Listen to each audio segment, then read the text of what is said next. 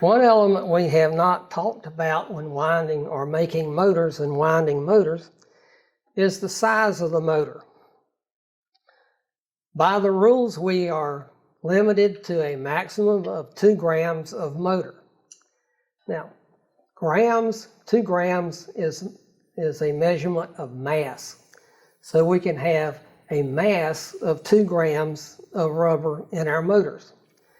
The rubber that comes with the kit is 3/32 wide. When we talk about 3/32 rubber, we're talking about the width of the rubber strand. All of this rubber is manufactured to the same thickness, so we don't even consider the thickness when we're talking about the motor, because if it's a 1/4 inch wide, it's still the same thickness as 3/32. So right now, we made up a motor a few minutes ago of 2 grams of 3/32, and we ended up with a motor that's basically this long.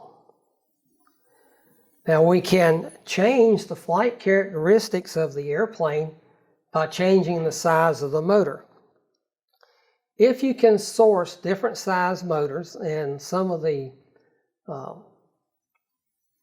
airplane suppliers to Science Olympiad do sell rubber in different sizes.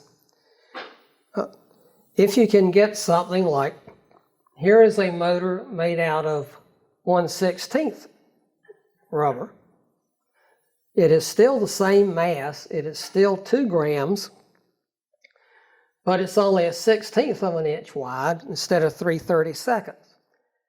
And you may be able to see, even though they're both the same mass, look how much longer the 1/16 motor is than the 3/32. It's still the same mass, so the power potential is the same, it's just arranged differently. The 3/32 motor, when you wind it up, we can probably get, 1,800 turns or so in this motor before it maxes out. It will be at a relatively high torque, and torque is a measurement of the rotational forces. So this motor will basically have high power, but a fairly short motor run because it's only 1,800 turns, so you get the power fast. The airplane flies fast. Since the object of this event is to fly the longest, we want to fly longer. If you go to a thinner motor, which still is the same mass of rubber, still within the rules, but it's much longer,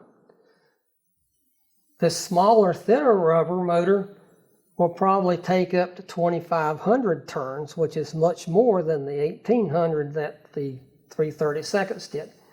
So this motor will run much longer because it has more turns in it, but it does not produce as much torque.